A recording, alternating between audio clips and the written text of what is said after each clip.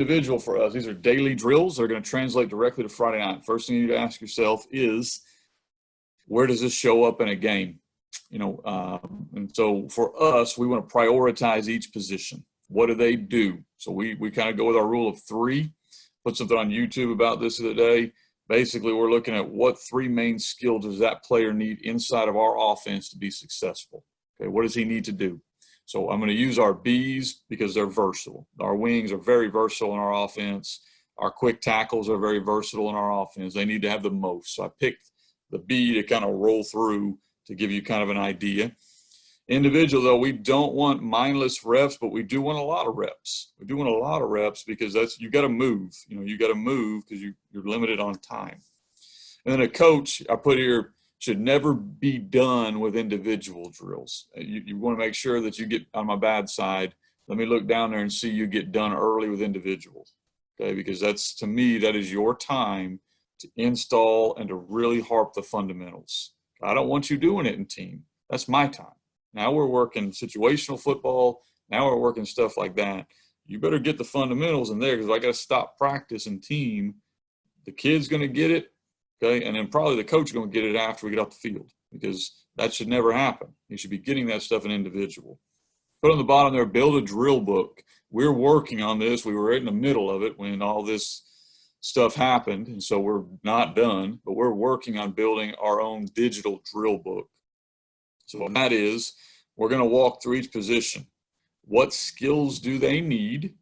Okay, and this can adjust, obviously. And then not only that, but which skill is the most important? What's the second most important? What's the third most important? And then we're going to come up with drills that fit that skill. Okay, because I want to prioritize not just what drills they need, but which one's the most important, needs the most time. Second most needs the second most time. After you get past the third, we're really not going to get a lot of that stuff just because I want to make sure we're really good on 1 and 2 and 3, okay? And then we come up with our drills that fit it. So I used our wing back on here as kind of an example. So if you were judging what does he need the most, our staff, we would say he's got to be able to block. You've got to be able to block, okay? Because most of these kids are converted athletes. They're naturally going to be good at the other stuff. Blocking is something we got to teach them. So we would say they got to block. Inside of blocking, what are the main blocks they're going to do? Well, they better be able to down block. They better be able to block in space. And then double teams is probably that third blocking drill. We'll hit, but not a ton. They don't do it very much. But they got to down block, and they got to block in space. All right, they need ball drills. They need to have ball security and good vision. Okay, so they got to have those two things because they're going to run the ball in our offense. All right, they better be able to catch the ball as the third skill. So if we don't get to catching, and what's funny is the 2 practice plans I showed you guys had a bunch of catching, but that's not, that's not normal, okay? They need to be able to catch the ball, and in catching, what routes are they going to catch? Well, if in our offense, they're going to catch a bunch of shoots and bubble screens and fast screens. They're going to catch the peak route, a real quick little inside route. And then if we have time, we'll throw them some deeper routes because depending on the kid, they will catch that, just not very often. So we're prioritizing all these skills, right? And then we're going to put them into, all right, how does this now look when I build my practice schedule? So I build my practice schedule. All right, let's say we have, I don't know, say we have 50 minutes. I think I did this one off of 40 minutes. I did this one off of 40 minutes in individual. So if I have 40 minutes of individual that week, here's how we're going to prioritize it.